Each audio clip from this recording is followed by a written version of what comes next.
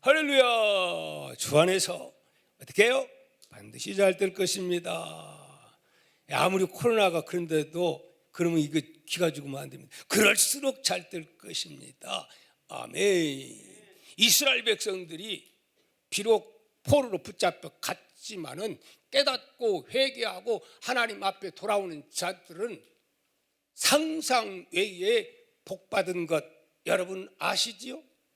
다 똑같은 게 아니에요. 남들은 고난 가운데 허우적거릴 때 하나님이 함께하면 오히려 간증의 축복이 오게 될 줄 믿습니다. 오늘은 읽어드린 본문 3절 중심에서 제목이 뭐죠? 제목 잊어보면 안 됩니다. 시작. 마땅히 생각할 그 이상을 품지 말고, 이런 말씀으로 주의 말씀을 전하고자 합니다. 여러분, 이 3절 말씀을 여러분이 읽으면서 또 이 제목을 들으면서 여러분은 어떤 생각을 하셨습니까? 혹시 이런 생각 들지 않았습니까? 말씀이 좀 이상하다. 마땅히 생각할 그 이상을 품지 말라니 도대체 무슨 말이냐? 그러면 마가복음 9장 23절에 예수께서 이르시되 할 수 있거든 무슨 말이냐? 믿는 자에게는 능히 하지 못할 일이 없다라고 했는데, 다른 사람도 아니고 예수님이 이처럼 직접 말씀하셨는데, 또한 마태복음 17장 20절에 만일 너희의 믿음이 겨자씨 한 알만큼만 있어도 이 산을 명하여 여기서 저기로 옮기라 하면 옮겨진다고 했는데, 아니 이 말씀은 우리로 하여금 큰 꿈을 접게 하고 믿음을 제한시키는 그런 소극적인 자세의 말씀이 아닌가? 얼핏 들으면 그런 생각이 들 수도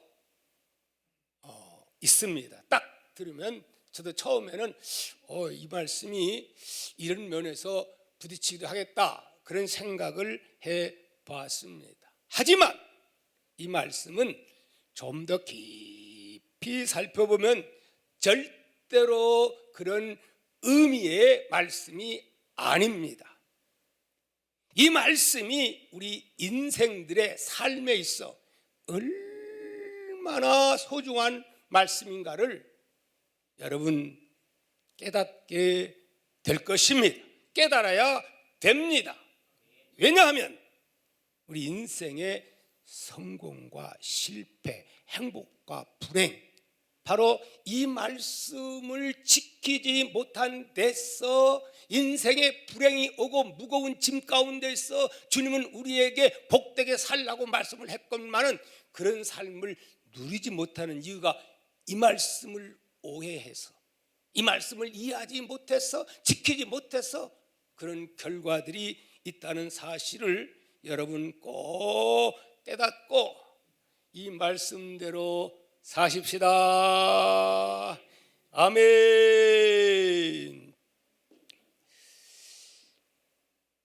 그러면 오늘 제목이 마땅히 생각할 그 이상을 품지 말고 라고 했는데, 그 이상, 그 이상이라고 하는 이 말씀이 말하고 있는 진정한 의미가 무엇인가?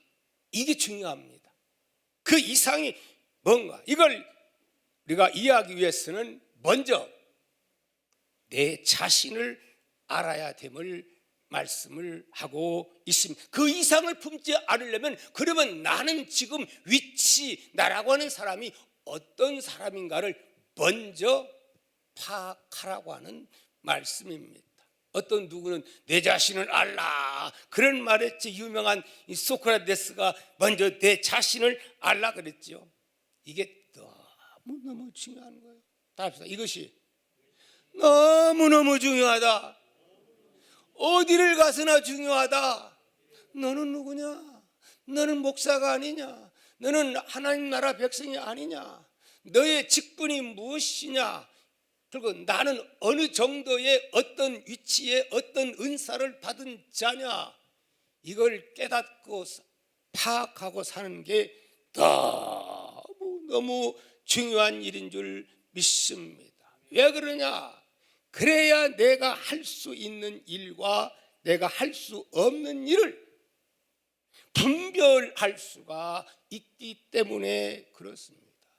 내가 나를 모르고 어떻게 무슨 일을 할 수가 있겠습니까? 그래서 제일 먼저 남을 비판하기 전에, 판단하기 전에, 누가 어쨌다 하기 전에 과연 나는 어떤가? 나는 누군가? 나를 먼저 아는 지혜가 우리 모두에게 있기를 축복합니다. 아멘.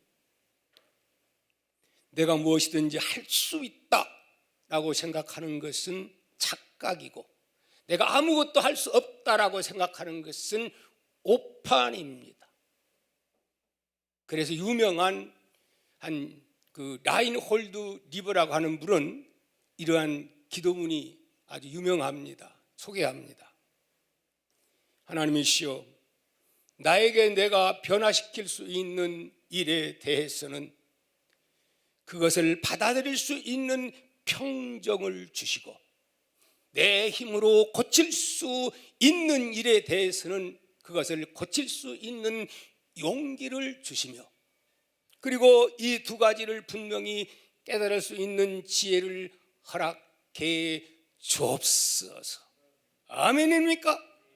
오늘 이 기도는 저도 여러분도 하나님 믿는 모든 사람들이 제일 먼저 해야 할 그런 기도가 아닌가 그렇게 생각이 됩니다.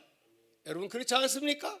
어떤 기도보다도 먼저 나를 알 수 있는 지혜를 달라고 먼저 기도를 할 수 있기를 바랍니다.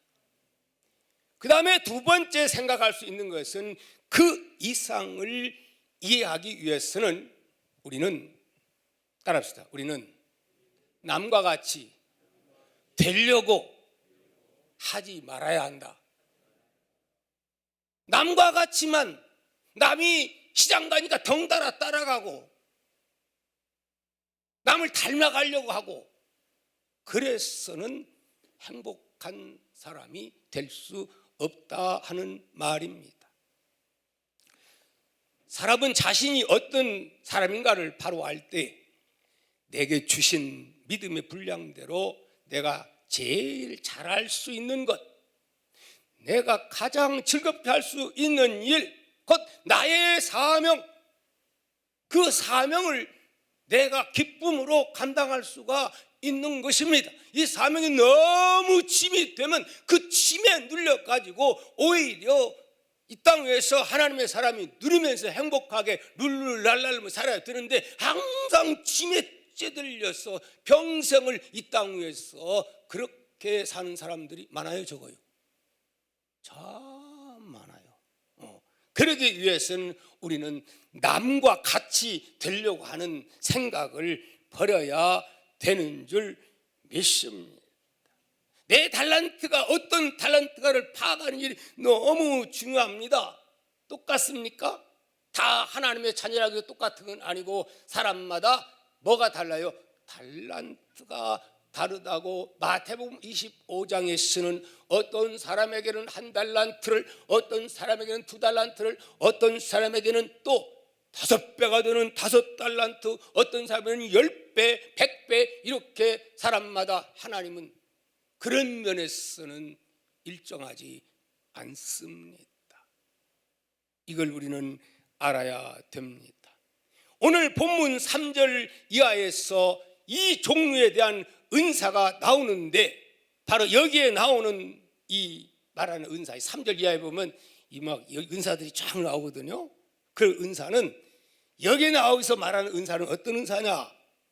성령의 은사를 말하기도 하지만 우리가 나면서부터 부여받은 특별한 재능을 의미합니다. 또한 후천적 교육과 환경을 통해서 남다른 은사도 우리가 가질 수 있습니다. 예를 들자면은 자기는 언어에 별 소질이 없어요. 그런데 자기가 부모님 따라서 중국에 가서 자랐으면 별로 언어에 능통하지 못하지만 저보다 잘해요 못해요. 거기서 있으면 후천적으로 잘 할 수가 있는 겁니다. 이것도 하나의 후천적인 은사라 그렇게 볼 수가 있는 것이지요. 어쨌든 간에 성령의 은사, 이건 선천적, 이건 후천적, 이건 하나님은 내게도 특별한 은사를 주셨다. 아멘. 은사 안 받은 사람은 한 사람도 없어요. 그래서 그 모습이 지금 내 모습으로 형성되어 있는 나임을 우리는 알아야 될 것입니다. 아멘입니까? 그러므로 반드시 우리가 알아야 할 것, 그래서 내가 받은 남다른 고유한 은사, 나에게는 무엇이 있는가? 반드시 하나님은 무언가, 이 사람은 이것 잘하는데 나는 뭔가 있어요.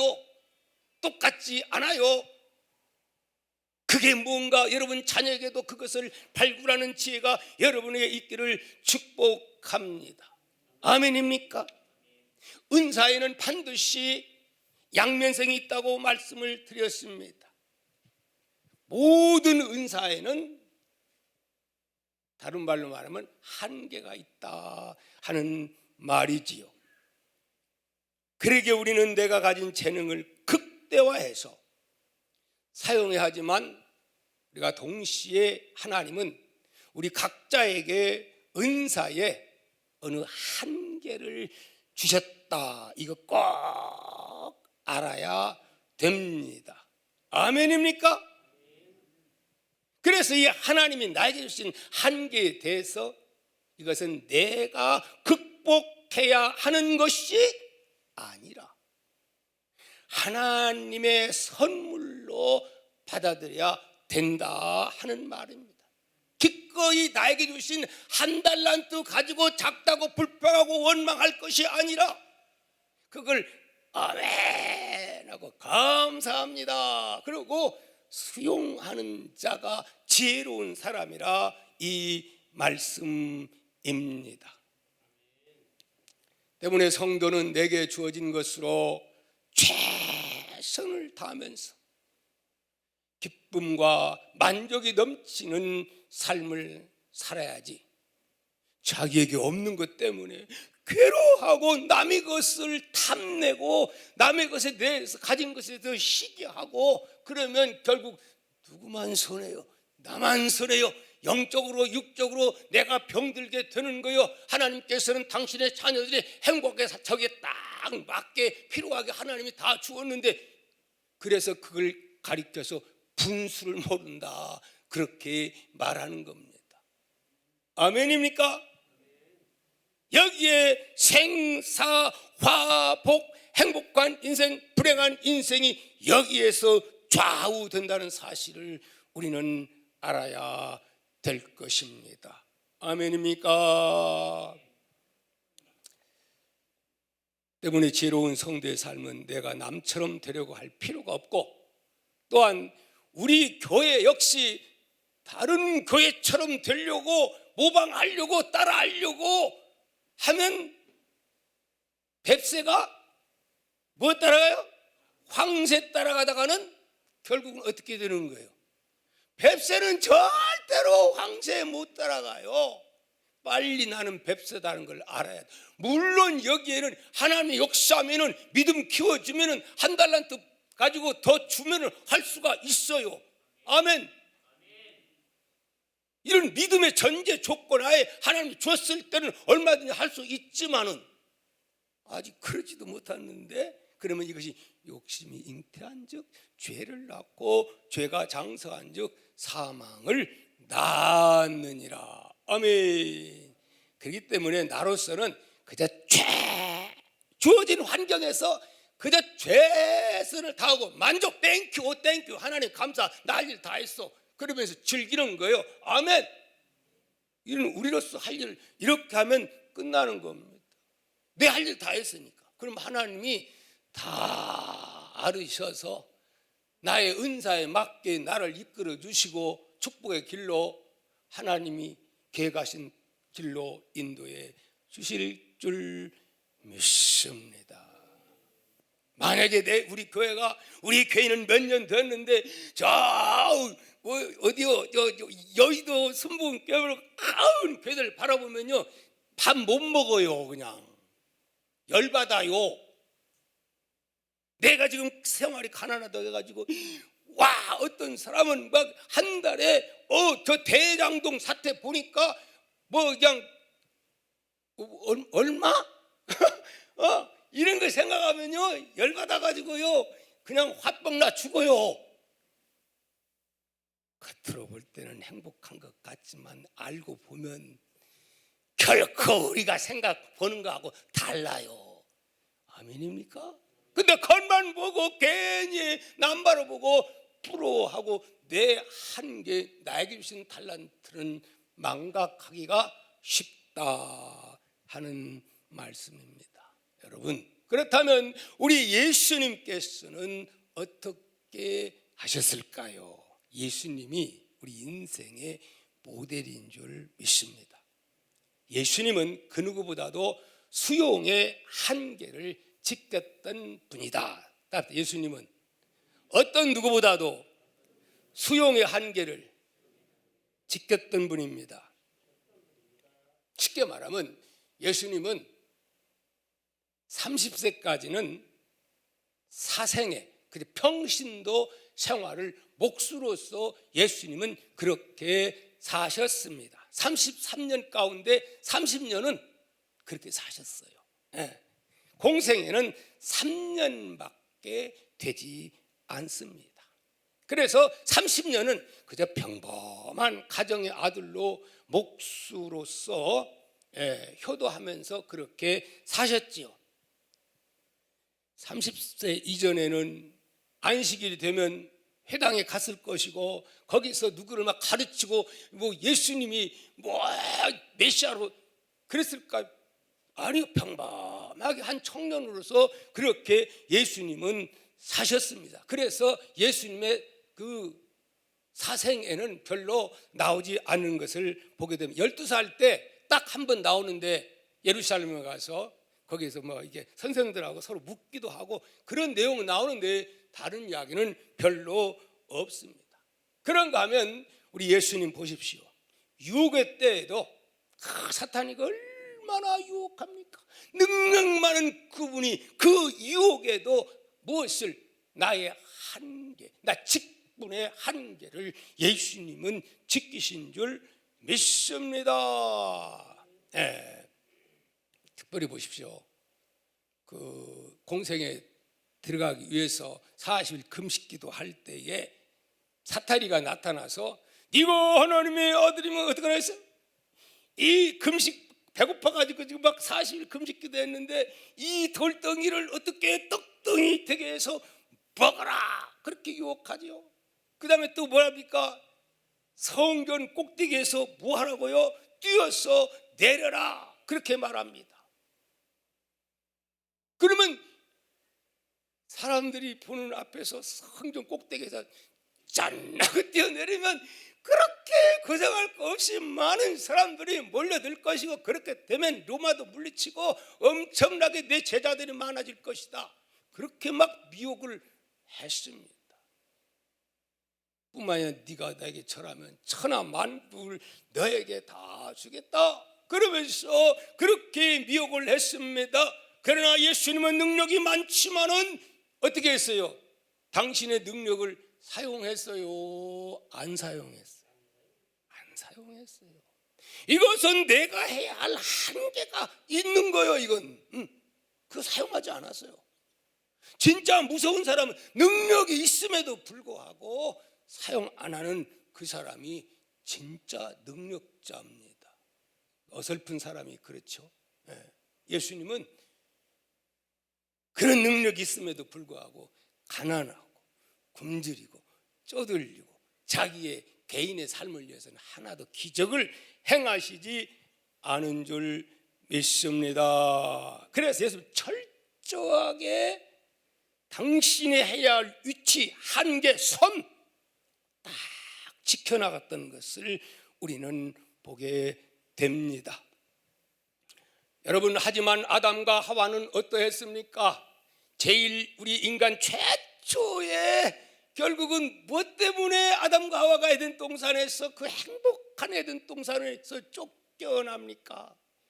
뱀이 뭘 유혹합니까? 네가 이거 하나 따먹으면 너도 누구처럼, 하나님처럼 된다. 그게 유혹이요. 오늘날 인간의 유혹이요. 너 그건 먹기만 하면 너 하나님처럼 된다. 따먹어라.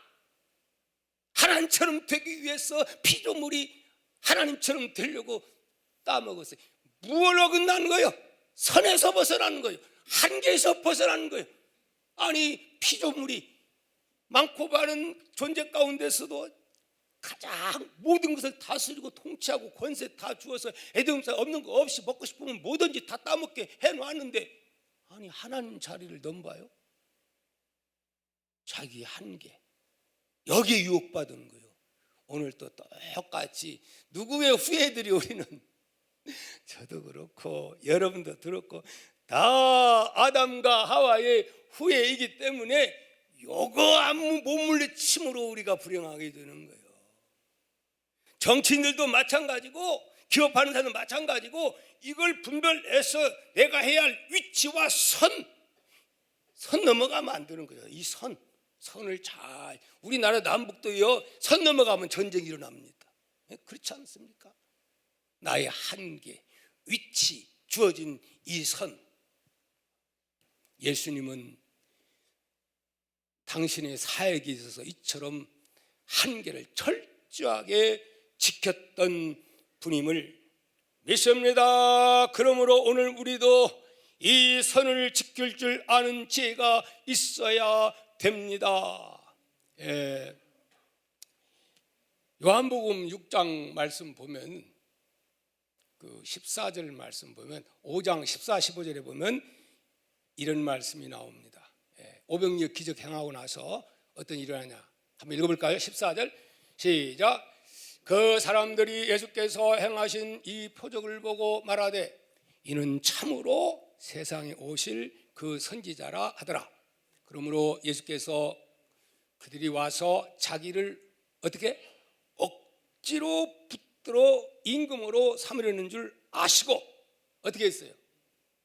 거기에 선동되거나 유혹받았어요?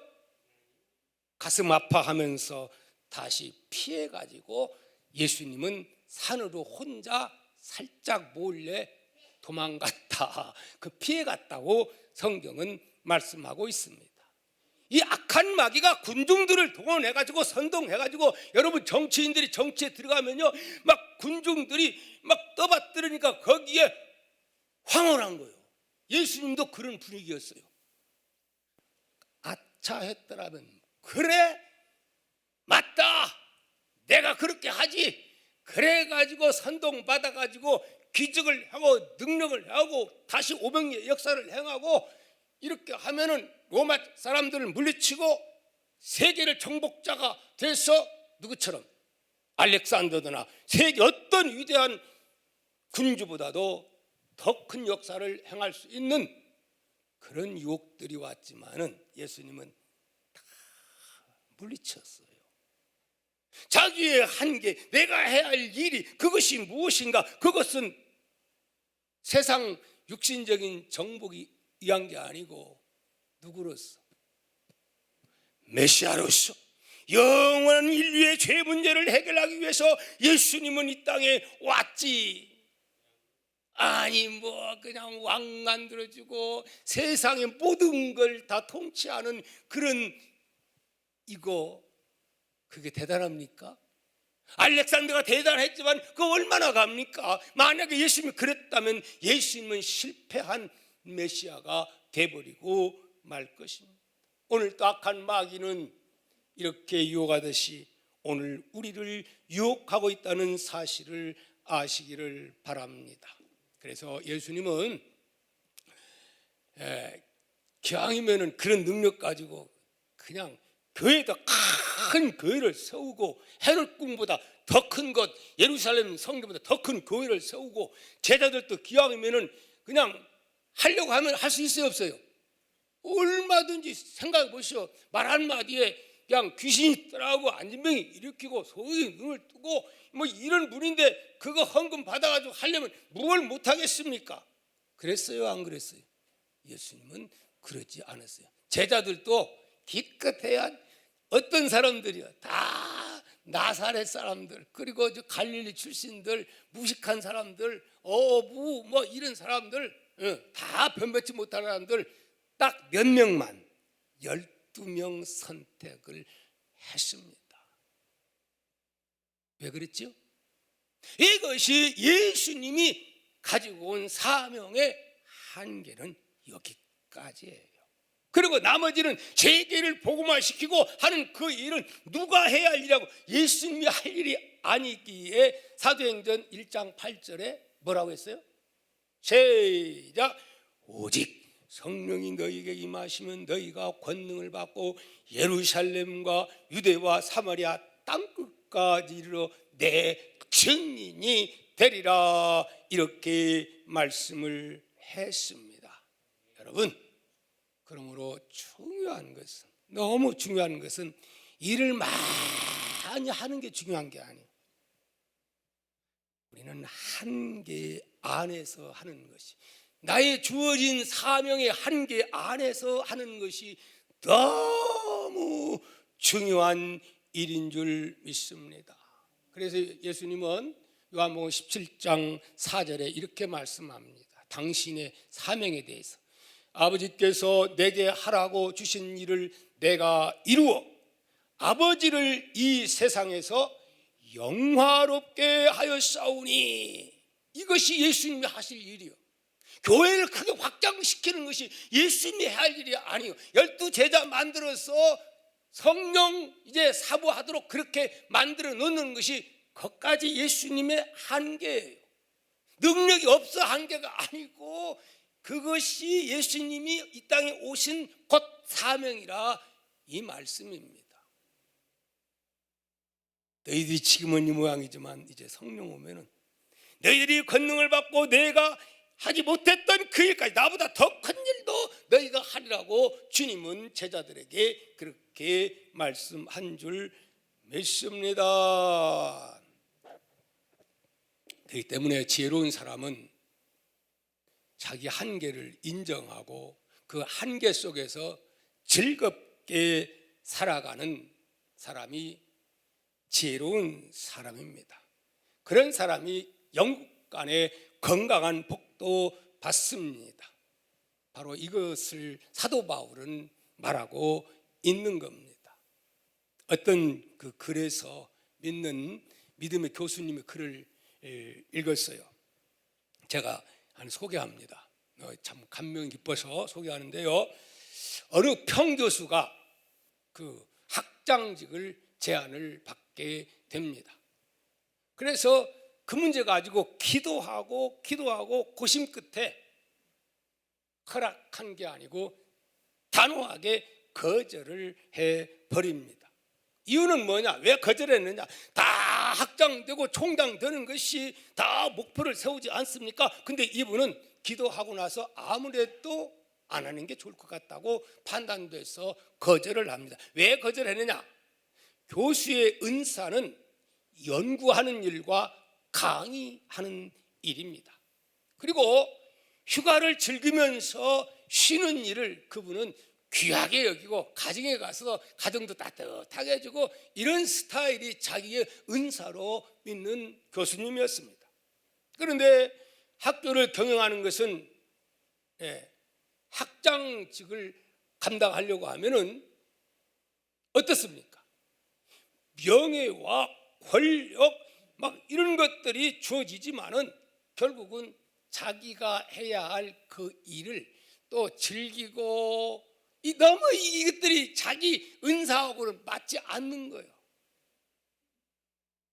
학장 되게 되면은 자기가 이렇게 꿈꾸는 즐기고 있는 교수직도 연구하는 것도 행정가가 되어야 되기 때문에 기도하다가 이건 안 된다 해서 사정없이 거절을 해버리고 말았답니다. 쉬운 겁니까? 이게 바로 지혜로운 자의 자세인 줄 믿습니다. 그는 자기의 한계를 깨달았습니다. 학교의 행정가가 되기보다는 연구하고 가르치는 일이 자기의 천직임을, 하나님으로부터 받은 사명임을 그는 깨달았다고 합니다. 아멘. 이제 여러분, 또 우리가 알아야 할 것은 성경적 한계와 또 시간적 한계를 지혜로운 사람은 파악을 해야 됩니다. 곧 이것이 믿음의 분량대로 지혜롭게 하는 것이지요. 이를 위해서는 첫째, 따라합시다. 자기 성격과 취향을 잘 파악해야 된다. 이게 은사인 거예요. 가령 나는 혼자 조용히 지내는, 그렇게 시간을 통해 가지고 에너지를 공급받는 사람도 있어요. 성격마다 달라요. 저 명상하며 묵상하면서 거기에 영적인 에너지를 공급받는 스타일이 있어요. 그럼 어떤 사람들은 사람을 만나고 활동하고 그런 데서 에너지를 공급받는 그런 스타일이 있어요. 그래서 내 스타일은 어떤 스타일인가, 이걸 구분해야 돼요. 직장도 이런 거 잘 참고를 해야 직장 생활이 신바람 나는 거예요. 어떤 사람은 직장 생활이 지옥 같아. 어떤 사람은 너무너무 행복해. 어떤 사람은 목회하는 게 신발, 박목사처럼 신바람 나는데, 어떤 사람은 두들겨 맞을까 봐서 어쩔 수 없이 하는 분이 있을까요, 없을까요? 우리 경기도에 어떤 목사님이 그런 분이 있었는데, 내가 하나님이 무서워서 하지, 하나님이 무섭지만 않으면 당장에 때려치고 싶다 하더니 몇 년 있다가 가시더라고. 교회도 그만두고. 똑같은 건 왜 그럴까요? 또한 자기 인생의 때를 우리는 파악해야 됩니다. 70대를 지나면 한창인 40대보다 활동 반경이 줄어듭니다. 몸도 점점 약해집니다. 이건 어쩔 수 없이 오는 거예요. 여러분 나이 들면 허리도 쓰시고 다리도 아프고. 제가요, 우리 목사님들 가운데 족구를 하면 딱 잡고 손자가 딱 넘어치기도 하는데 요즘은 안 합니다. 왜 안 하냐? 이렇게 하면 다리가 틀어져 가지고 해야 되는데, 아이쿠, 이래가지고요, 마음은 지금도 그냥 원이로 돼. 안 됐어. 이제 요거 안 하기로 했어. 뭐 차기를 안 하기로 했어. 그냥 가서 그냥 이렇게만 해주기로 했어. 이것도 삶, 이러면서 즐기는 거예요. 아멘.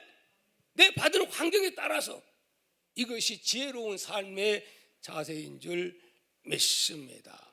그래서 이제 결론적으로 말씀드린다면 우리는 자기 한계를 어떻게 하자? 안타까워하지 말고 하나님이 그 정도 한계 주신 것을 즐거워하라, 그런 말씀을 드리고 싶습니다. 성숙한 크리스천의 삶은 무조건 많은 일을 하는 것이 아닌데, 무조건 많이 해서 막 교회 막 커가지고 이게 문제가 아니에요. 물론 하나님이 그 은사 주시면 그렇게 또 해야 되겠지요. 하나님 허락하신 한계 안에서, 따라합시다. 한계 안에서 만족하며 죄짓지 않고 즐겁게, 가정에서는 월세방 살더라도 한계 안에서 불평하지 말고 감사하며 살면 그게 행복한 거예요. 또 그러면 달란트, 한 달란트 맡은 자는 다음에 또 하나님이 키워가지고 두 달란트에다가 석 달란트, 5달란트, 그렇게 하나님이 그렇게 주어야 그것이 감당할 수 있는 능력이 되는 줄 믿습니다. 해외 이민을 가거나 해외에서 선교 사역을 하신 이분들의 간증 들어보면 이런 말을 합니다. 거기에서 선교할 때는 막 생명 걸고 목숨 걸고 했는데 한국에 와서 보니까 쓸데없는 거더라. 오늘 또 마찬가지요. 먼 일을 하는데 막 뭐 교회에서 왜 분쟁이 일어나냐? 아무것도 아닌데, 별것도 아닌 것에 막 생명 내걸고 하는 사람들이 가끔 있어요, 없어요? 별것도 아니요. 생명 내걸 일이 아니요. 뭐 그렇게 중요한 거다. 그래서 하나님 나라 가서도 지구촌에서 막 정말 막 생명 내걸고 그렇게 해서 나는 충성하고 헌신했다가 근데 와서 보니까 야, 너 헛것했어. 그런 일들이 많을 거라고 하는 그런 글을 제가 읽은 적이 있습니다. 이제 마지막으로 다윗 같은 경우 보면 어땠습니까? 내가 성전을 건축해서 하나님께 영광을 돌리라 이렇게 했건만은 결국은 하나님이 나단을 통해서 너는